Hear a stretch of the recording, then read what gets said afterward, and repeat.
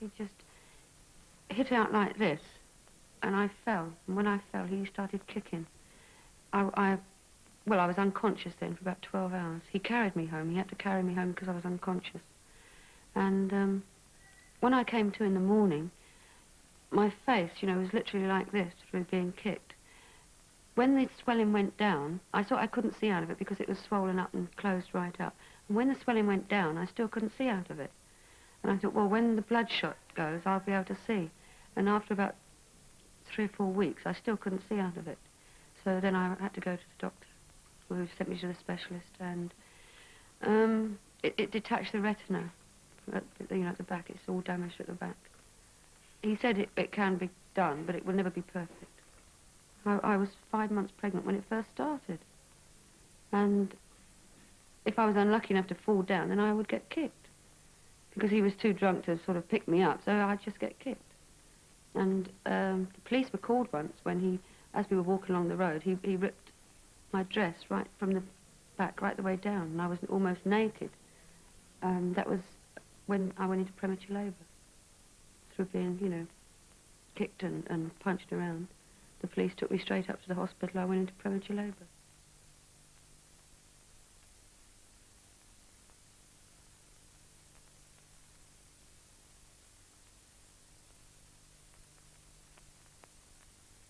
We just used to laugh, you know, and say, you'll never go, where can you go? If you do go, I'll get custody of the children and all this, and he knew that I wouldn't leave them. I think probably now he's still in a state of shock because I don't think he thought I'd ever do it. But now that I have, all I feel is relief. I feel free somehow.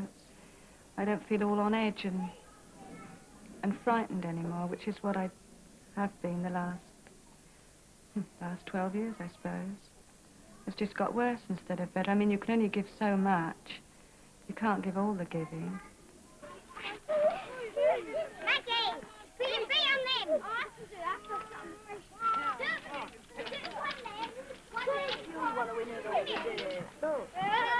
can do that.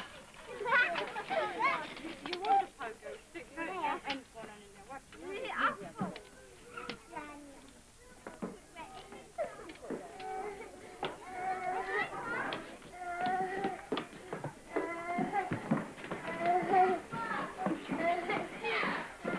You just don't know whether... I mean, one minute he can be the sweetest person on earth, and then he'd change completely.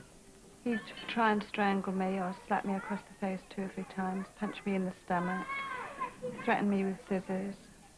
You just didn't know what to expect. I got so that I was afraid to say anything. It was either knocking me around or he had a very good way of saying things, really nasty things that used to hurt. I thought sometimes more than the hidings I used to go. Sometimes, well, most of the time after he'd given me a good hiding or called me all these names, after he'd gone to work I'd cry because I wouldn't cry in front of him. And Paul would stay up with me, you know, he'd say, I'm not going to bed until you go, in case you run away and all that sort of thing. And why doesn't Daddy love you anymore? Why does Daddy do this to you and that to you? I mean, it wasn't the beatings and the filthings. Sometimes he'd go for weeks without speaking to me at all, for no reason. He'd just, I'd speak to him one day and he'd say, I'm not speaking to you, and that would be it.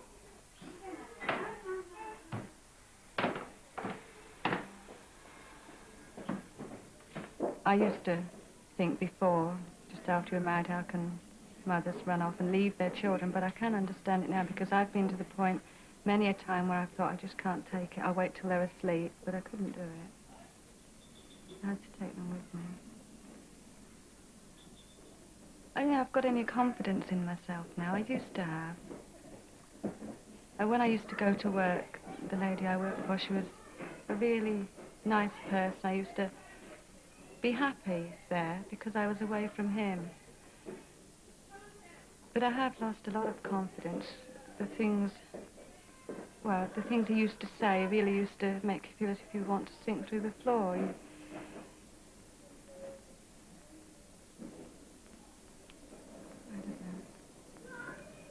The violence, I don't think, is as bad as the fear of knowing every sort of Friday, Saturday and Sunday. You never know when that door opens, whether you're going to get beaten or not. The fear of watching him walk up the road, you know, not knowing what mood he's going to come in. The fear, I think, is terrible, absolutely terrible. I never used to eat from Friday to Monday. This fear just churns you up inside, and I just couldn't eat or anything.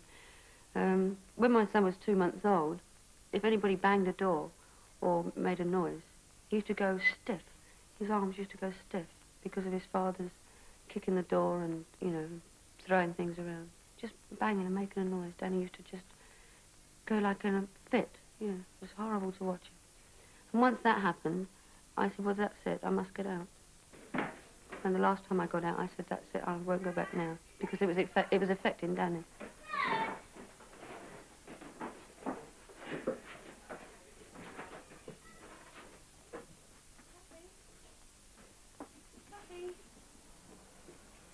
Your old man. Okay. So turn your piss off. Turn on that feeling, will you?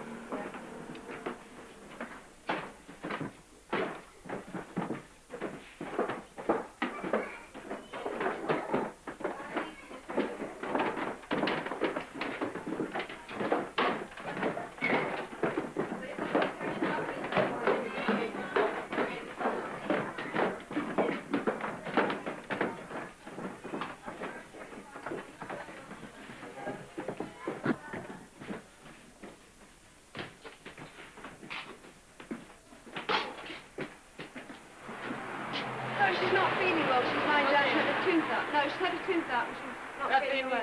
Is she? Hmm? Let she come down. She's had a tooth out and she's lying down. She feels really rotten. Okay?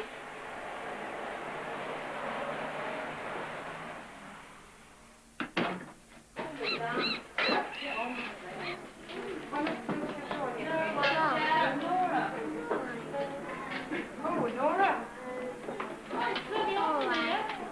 Well, it should be only cold.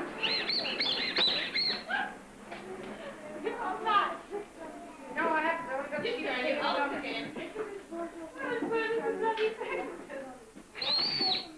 I thought it'd be like a hostel, quite honestly, with, you know, separate rooms and a big communal kitchen. Something like that. I didn't expect it to be like it is. I mean, there's 18 women and 46 kids here at the moment. The lack of privacy, the noise, your own personal things around you, you know, that you can't have here. Getting on with other women, so many women. You know, we do get on, we get on quite well, because we've all got the same problem, which helps. But it is a strain. You know, we all live under a strain. Because it's so hard to bring up children on your own. And I think in a community it's much easier if a woman's got to bring 2 children up, to have other women around. Otherwise you're very lonely, I think. Unmarried mothers are very lonely, or mothers bringing up kids on their own are very lonely. Yes. Mama's here. I'm not going. You know I don't go. I didn't have anywhere to go with Danny. If I didn't have him, it would have been easy to run, or you know, to get away and to find somewhere to live. But with Danny, there wasn't anywhere to go. I'd exhausted all the friends that I could stay with, and if I stay with friends anyway, he comes and batters their door and frightens their children, so I couldn't go to friends. So I just stayed and stayed and stayed until I read in our local paper about Chiswick Women's Aid. And I phoned up, and they said, come along. You know, have you any alternative? And I said, yes, I'm going to walk the streets. So she said, come along.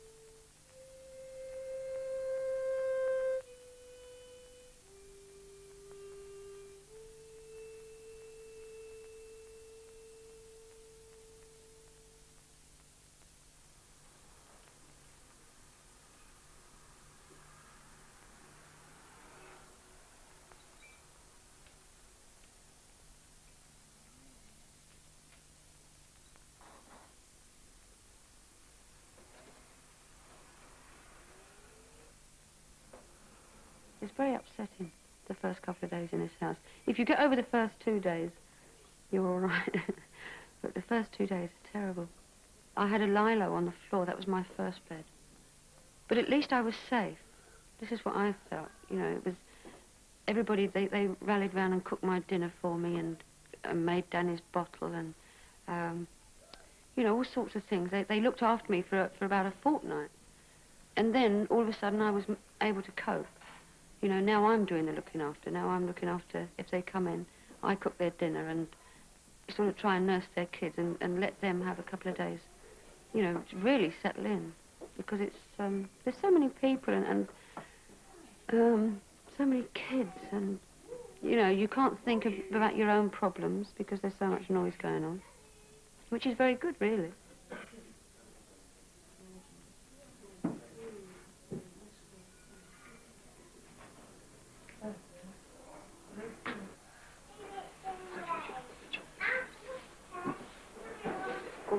Oh, I'm having breakfast. I've got a petticoat on. So I've got this little blanket round. We've got quite a few long-term ones here. They can stay here, or the courts get their matrimonial homes back and they go back home. Or 50% of them go back home and it works out. You know, there are quite a lot of success stories lately. Once the husbands know that they can stay here indefinitely with their children, they change, and usually for the better. It's quite good, you know. Otherwise, I don't know, they just have to stay here. Wait.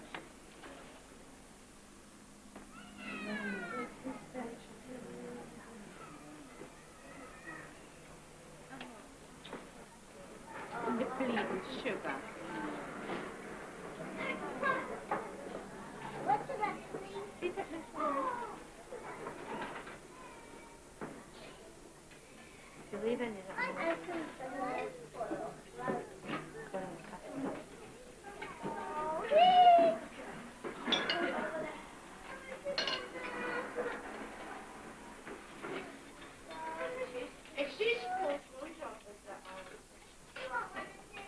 Found it.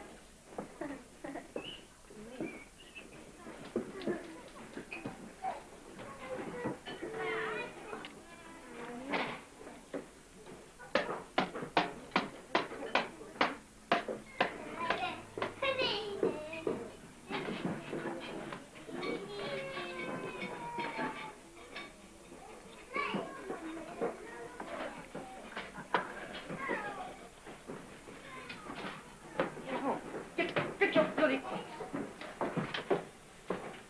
And wake your bloody self up in the morning. Well, that stupid cow all the morning. You get up in that room and you'll fucking stay there for today. Do you hear? Because I'll teach you one way or the other, mate.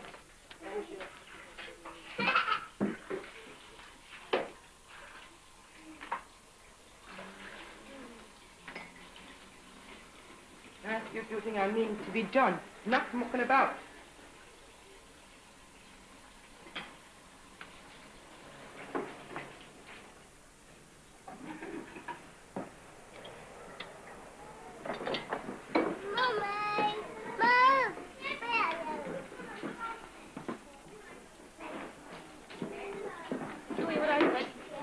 Well, do it. Adrian, Now get up in that room, clean it all out. You're going to get something to do today. Yeah, do the other third want to bloody thing you're towing. Go on, you hop it. I can't bother. Amelia's got right. Here.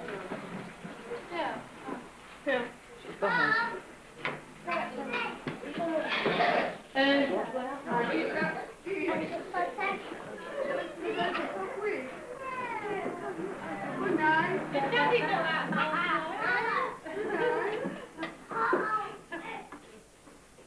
No, Maria.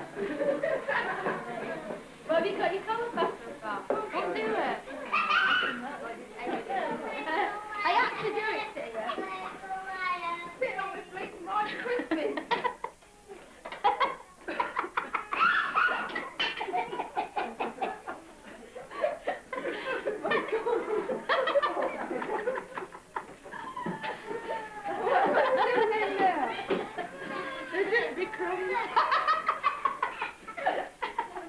Oh, sorry about that. Oh, dear God. You're all right.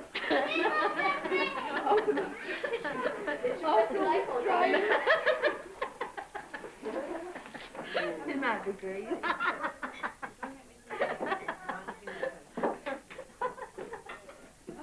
I was in bed was both in bed one night, and must have been about 1 o'clock in the morning. We heard this rumpus outside, so we decided to get up and have a look where it was. And it was a couple from further up the street, and the husband was beating the wife, and the husband was thoroughly disgusted. Mom. And he said, look at that, you know, isn't it disgusting, that man hitting his wife? I said, well, it's just the same as what you do to me. He said, oh, but that's different, you're my wife. I think it's not so bad getting beaten up. You know, it's bad at the time, but afterwards you feel relieved that it's all over. It's just the waiting until the next time that really gets you, you know. You're in fear of saying anything to him, anything to provoke him, you know.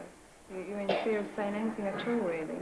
He'd be very nasty, he'd beat you something terrible, and then the day after he'd be all over you, trying to make you breakfast and things like that, trying to say he was sorry and it wouldn't happen again. Then it'd happen again the following week and he'd say he was sorry again. You know, it just kept going on like that all the time.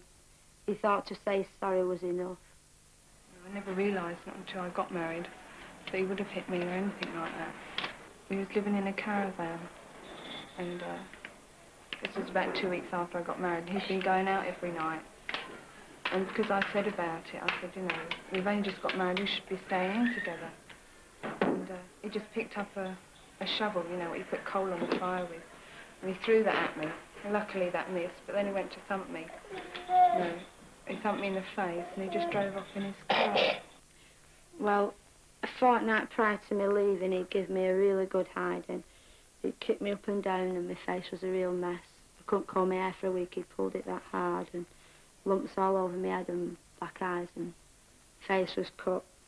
And then he went away to work for 2 weeks, and then he came home the Saturday after and started again, and he really frightened me the time before. I thought he was going to kill me, so this time, just that frightened me, just had to get out. You know, you can't explain it really. It's so silly that the person hits you for no reason, you know. I'll go there, my darling. I'm going to find one back in the house. This great lady. Because the one is the baby, is only 3 years old. The other's a girl of 7. Oh dear. The solicitor says she'll definitely, listen to her, she'll definitely get children because her husband's cruelty and adultery. Oh, it is the same number. That's what I know. £100. He says, in answer to the appeal in the Methodist Recorder of July the 26th, and in gratitude for 59 years of happy married life, we enclose the cheque for £100. That'll keep us going for a week. It's not bad, is it? What's today sorted out? That's super. Because of our experiences, we're dealing largely with battered women. But we do take in any woman who has any kind of problem, alcohol, drugs, whatever. They have every right to come here. It started 2 years ago. I joined Women's Lib and looked at what they were doing and thought to myself, well, what I think Women's Lib is about is a practical community centres for mothers and kids in our own streets, which is what I started. And it grew from there, really, from just a handful of women into hundreds and hundreds. But in that time, several of the women in the original group were battered. Anne, I've just given Mr. Samuels the 3rd degree. I didn't realise. I didn't. Yours.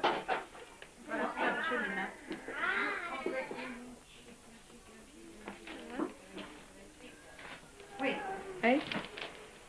What do you want to do with this? Well, most of it is on trim. Okay. Except that one, isn't it? That's a battered That's a battered letter. Jean? Would you write? She's got a really bad problem, actually. Yeah, okay. And if the worst comes to the worst, she'll just have to come in and bring her kids. Just tell her how rough it is here. You know, I think this is the most important thing when you write and say come in, because... Yeah, no, well, it isn't, is it? Mind you, it will be. You get 2 levels of things. You get women who fall in through the door, and it's because it's safe. it's a palace as far as they're concerned, and they just settle in and make themselves at home and everything's fine.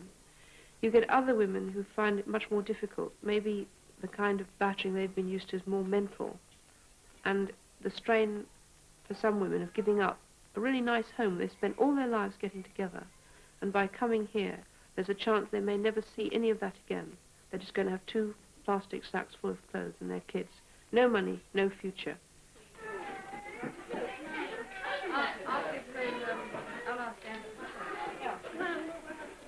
Oh, get them worms out. Oh, and he's dirty. He's got worms in his hands. They're all crawling. Oh. Oh, he's dirty. He brings beetles in and all sorts. It's a bit naturalist, you can tell. Oh, he says to me, Mum, look what I've got, Nan. Oh, beetles. Oh. They're horrible, aren't they? Wife battering, I think, is when it gets much further than actually throwing a cup of coffee or a plate, which I've done in my time. It's really when a woman is physically very badly beaten. And not that I condone slapping and punching, but it does happen. It's more that you could say that most of the women that have come here have been victims of broken jaws, broken noses, fractures, fingers burnt, kidneys kicked. An awful lot of kicking in the spine goes on. This kind of actually irrational violence where the man completely loses control of himself and doesn't stop until she's usually unconscious. And also, obviously, some of them turn on the children as well. Is there any action that the police take in situations like this? No. According to the police, they can, on certain occasions, have the husband up for grievous bodily harm.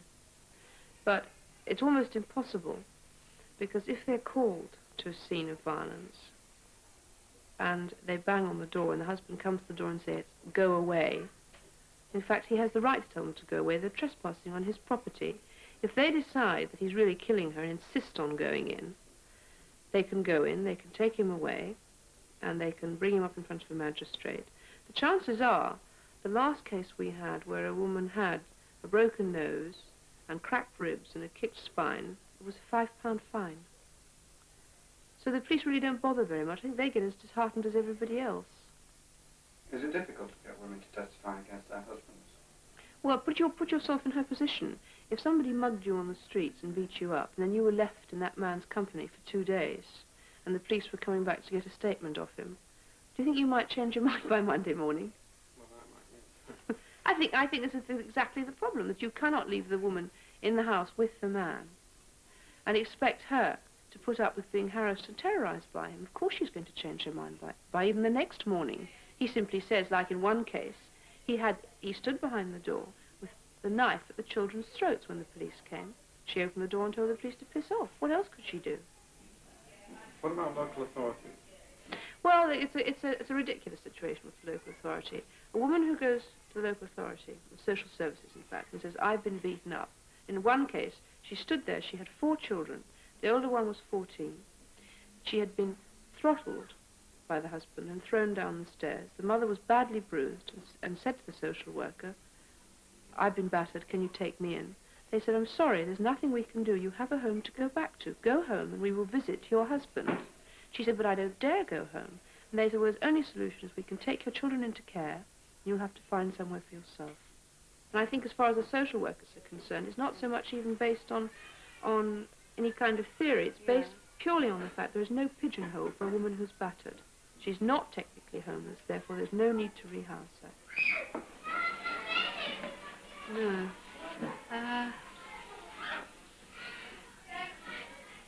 Well, there's 66 of us here at the moment. Should we come in? Go in, go in. Playing on the bed. No one. Playing there on the bed. Go and get your leave it here, and I promise I won't take it away. I promise. All right, now go and get yourself some paper. Quickly, over there. Why? It's a happy painting. I know, but it's all Erin, look. Don't be all tidy-minded. That's really I've been PPA trained and it just doesn't work like that. Everybody everybody's supposed to have little plastic aprons on and look all over. Ah, but this is Chiswick Women's Aid, isn't it? Well, he did the first picture, but he wouldn't. I thought he had to do so. How long had you known him before you married? 2 years. And was he violent then? No, we was all right before. We had, you know, little arguments, but no violence. When did the violence start? 2 weeks after I got married. He'd been used to living on his own and having his own ways, and he's very set in his ways. And I think it was too big a change for him to, you know, after living so long on his own, to suddenly be living with somebody and having to share things. You know, he'd often come in from work and he wouldn't talk to me for days. He would just sit and watch television, and if I spoke to him, he'll say I'm disturbing him. And he wanted to be alone at times. You know, instead of realising, well, now he's a married man and he's got a family, that there's other people around, he still wanted to live as though he was single. It's not as if I was plaguing him, I was nagging him all the time, but he'd come in, he'll say hello, and that's it. And he just don't want me to speak to him, he just wanted to be left completely alone. Did you ever try and talk to him and tell him that you weren't happy with him? Well, you know, I tried to make him realise that he's not living on his own anymore, you know, and he's got a family now, that he should, you know, come in. And, I mean, I was at home all day, and after being at home all day and he came home, I was glad for somebody to talk to. And, you know, I wanted company, and he didn't. You know, he came from work and he just wanted to be alone. Like, he had people at work all day, and he'd come home and he wanted to be alone, and I was alone all day. And when he came home, I wanted company. Yeah. When, after he beat you, did you talk about, you know, saying, look, if you don't stop doing this, I'm going to leave? Yes, I'd say to him often that I'm going to leave, you know. And he just thought I was mad. He just, you know, I could never really get him to understand, because, you know, he just thought he was doing right all the time. Tom. Who was keeping a lookout with his telescope. Had just... It's a lot to do with the fairy stories of the princess kissing the frog. And a really successful princess makes a prince out of the frog. And the failure means that the frog just remains a frog. And I think that there's all this myth about how the love of a good woman can change any man. So if you failed, you're a bad woman. And there's an awful lot behind it, all that white wedding stuff. And what's really happens is that because we're all brought up to believe that a family unit is a loving, gentle place, we prefer to believe that. It's sort of the horrifying thing of a woman who came in who was agoraphobic. She was with us for about 3 weeks, just visiting us. And then she said that she'd never told anybody in her life that she'd been beaten unconscious all her married life. She brought up 9 children. Most of them are now in trouble. And she'd never, ever gone anywhere for help or told anybody or shown anybody. She stayed indoors when she was badly bruised and in bed when she couldn't move from the beating. You know, it makes you realize how bad it is for some people.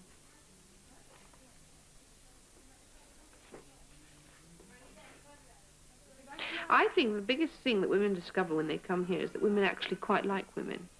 We're all trained to believe that we can only relate to men. That in fact your future is with this one husband and 2 children, and you might have one friend, but in fact there's something suspicious about a woman who gets on well with other women. But here, because everybody is together, it's amazing how well and how happy people can get on. I was looking forward to it too. All right. And so was I. Right, I'm off. So I had it. I'll see you 3 o'clock. All right, I'm going to go and get these presents. I'm getting air fixtures for your boys. Better keep them quiet for a bit. Oh, yes, the party. Yeah, what do the girls want? What's she like? She's got it. What? I'll find her something anyway. Okay, Anthony, darling. Come on, Ant. We're going off now, darling. You go. All right. All right. Well, don't start. No, it's all right. It's all right. Listen. I'm coming back at 3 o'clock. Right? You let me go. I'll come back at 3 o'clock and I'll bring you something nice, okay? Would you like that? Yes? Let me hear you say yes. Come on. What would you like? I'll bring you back something nice. Shall I at 3 o'clock? Okay? I've got to go for mine. all right? You sit with Winnie, okay? You sit with Win. Oh, go on. It's all right. They'll be back in a minute. Don't quick. It's all right, love. I'll tell you what, I've got an idea. Come on, we'll go find you somebody to cling to that's standing up. You prefer them standing up. Oh, that's all right.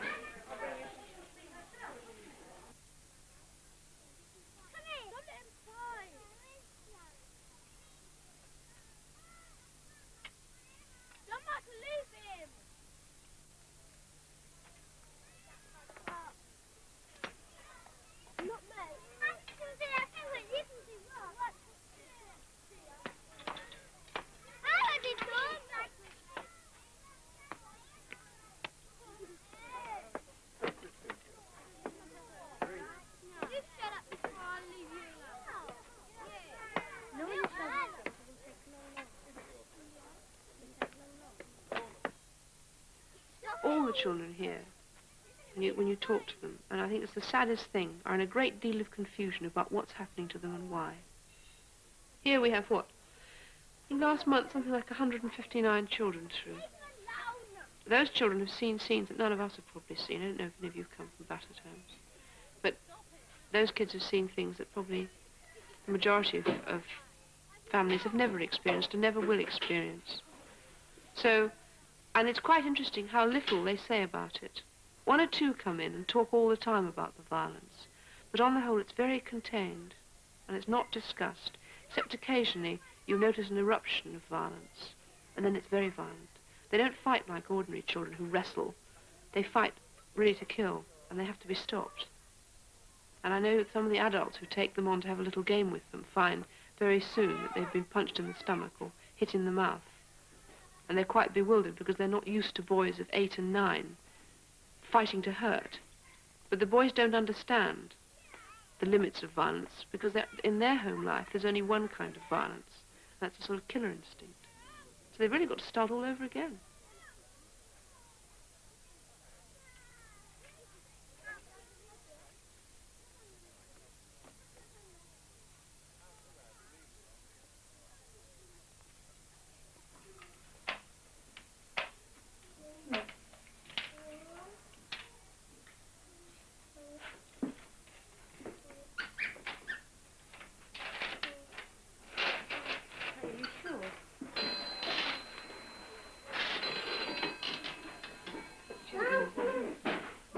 Yeah, what's the situation? Yeah, what's been happening? What's been happening?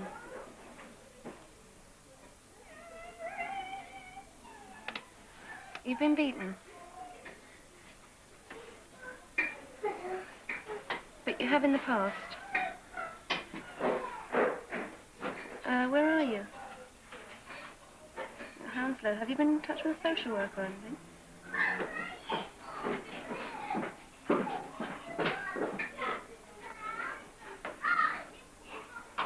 You're at Chiswick Police Station now. Okay, do you know where we are? Okay. Right, bye.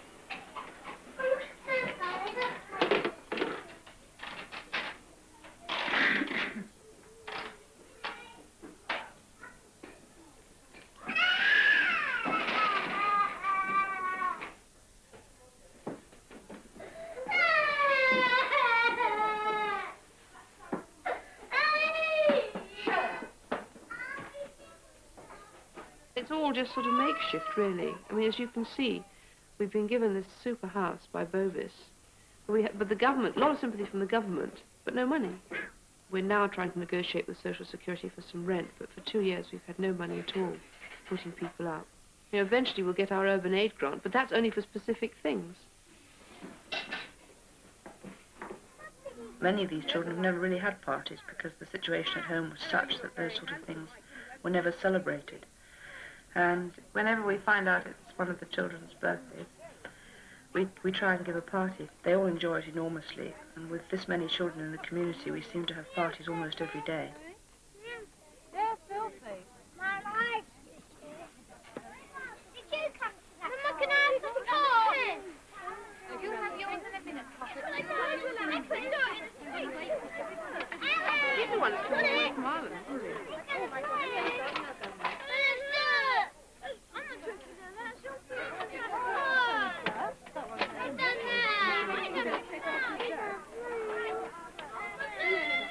There we are. Coming up the wall. There's lots of fresh paper there, all right?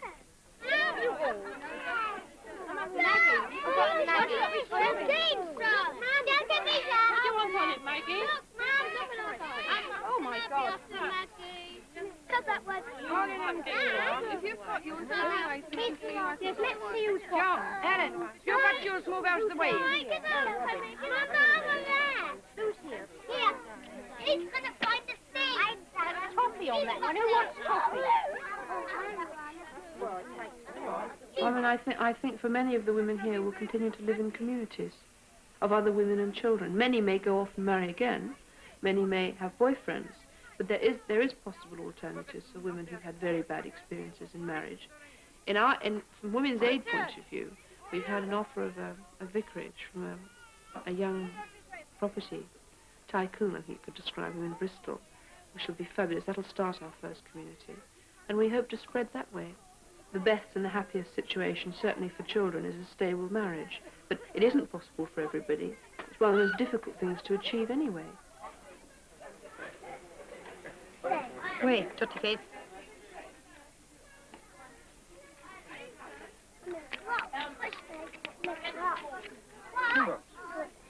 The plum bubbles, isn't it? No. Okay. And that's okay. Oh, that's right. Converge. Robbie, do you want a piece? Are you in blue? You in the blue? No, you've got tricycle. You can't carry all that. No, stop it. Please stop for the tea.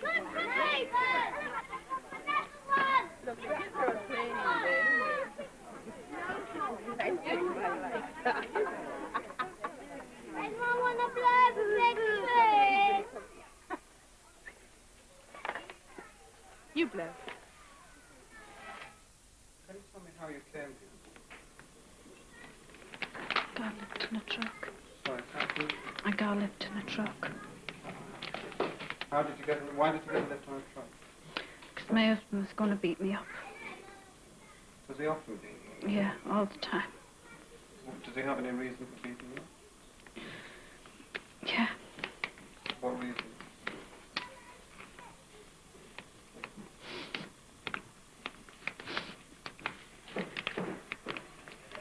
Because of a little boy said maybe my husband said I was a freak. I only have freak children.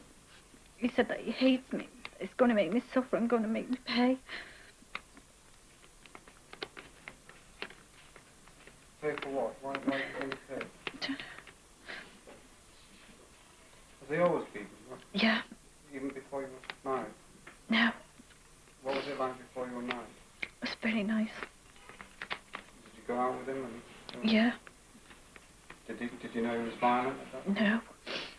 It wasn't. He was nice. It was very nice.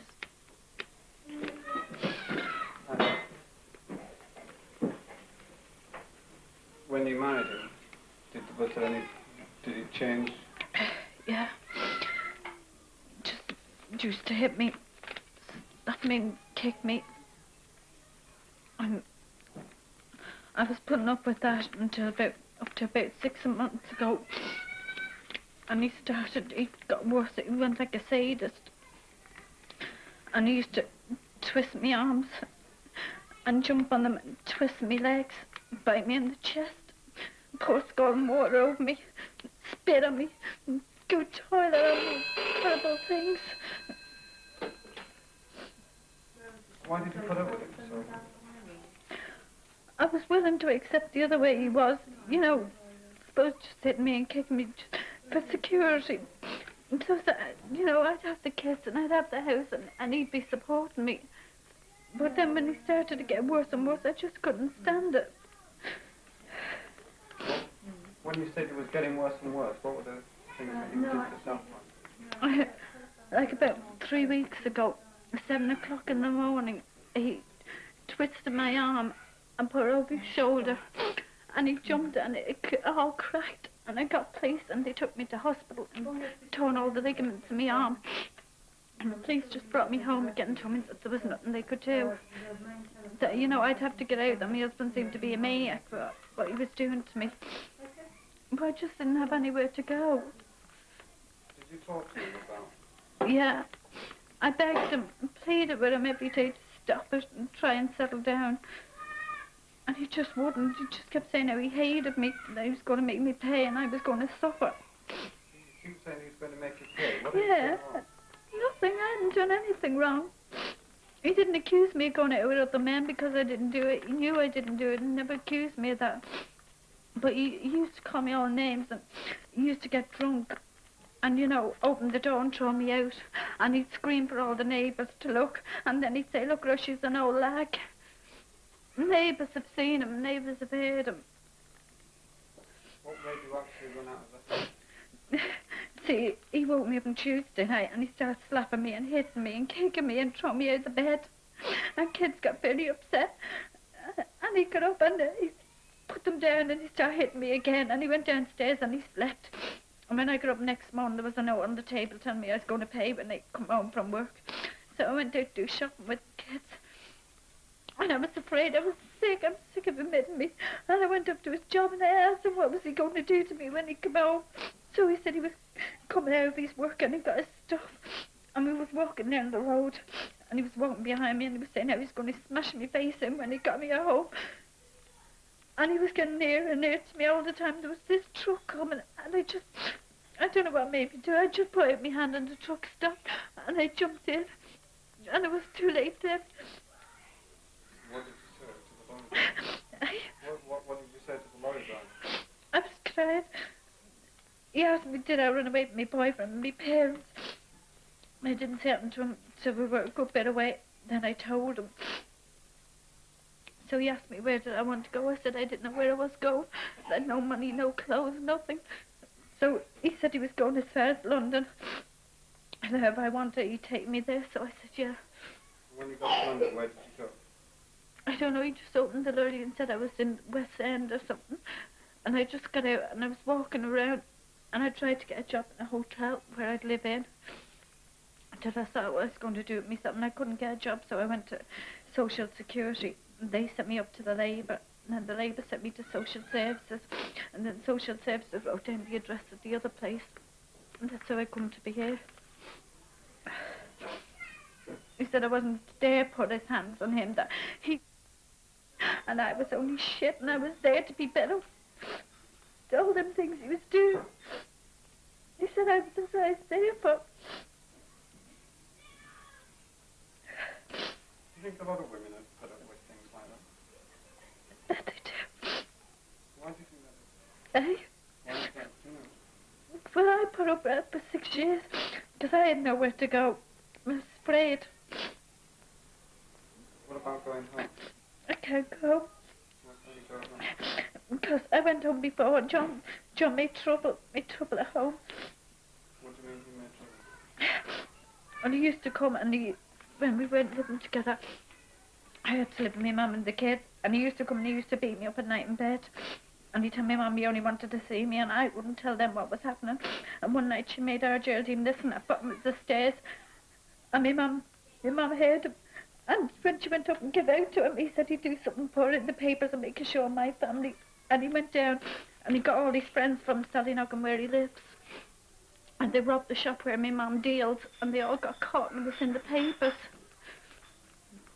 See, and he do terrible things like that. What's your life living with somebody? Horrible. It's like a nightmare. You never know when he's going to turn. You never know when you're doing anything right. And sometimes he can convince you that you're doing it. It's your fault. When you said he convinced you that it was your fault, in what way? Why would he make you think it's your fault? He just saying, no, you started. You know you started all that. I wouldn't have started it all. Like the time when he gave me my wages, and he had more pocket money than what I had wages. And I had to buy him cigarettes every night out of his money. And one Wednesday night, I hadn't got enough money to buy him cigarettes. So he started hitting me, and I started screaming. And then he started kicking me and boxing me down onto the ground. And then after, when it was all over, he made me tea and he said it was my fault.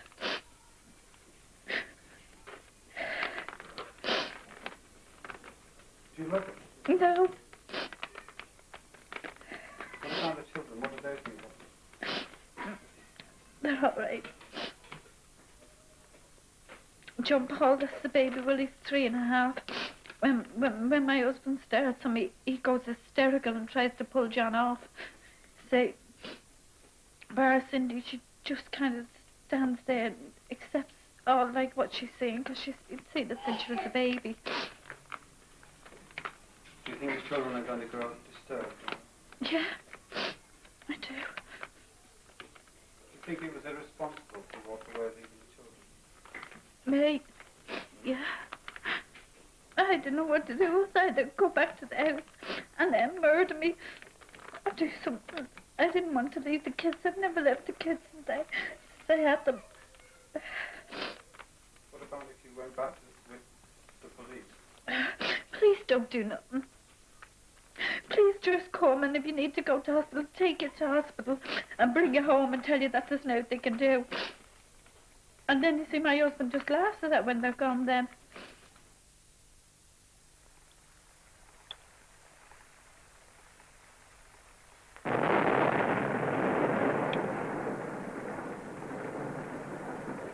I just couldn't get through to him. I just couldn't make him understand.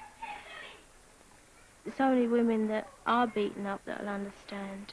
Other women, they think, well, you're exaggerating, or you're hysterical, or you're just making it up, or, you know, that if your husband is beating you up, he must be beating you up for a reason. You know, I've said it to a lot of people, and they say, oh, no man will just hit somebody for a slight argument, or, you know, just for no reason. So they just don't believe you. And some people, you know, they don't want to know, because if you keep telling people all the time that your problems, you know, they get fed up. You know, and after a while you become very lonely, because I used to write letters, you know, put my thoughts, how I felt, in letters, because there was nobody to listen. You couldn't really talk to him because he just thought he was seeing right. And if I said to him, not everybody beats their wife up, they may have arguments and disagreements, you know, he didn't believe it, and he'll get angry. And he'd tell me I'm lucky anyway, because he's not so bad. He never talked about the good side. He never talked about, you know, people got married and they tried to do this, and it was never for the best. It was always, you know, the worst. He was always picking out, or reading in the papers that a husband did this to his wife or did that. He never looked at it as being something to be happy or to live for. What do you think is going to happen to you now? I've no idea. All I hope is that we can find somewhere for me and the children to live and start again. Do you think you'll have any problems with getting jobs, or making people understand? Well, unless, I suppose it is difficult for people to understand.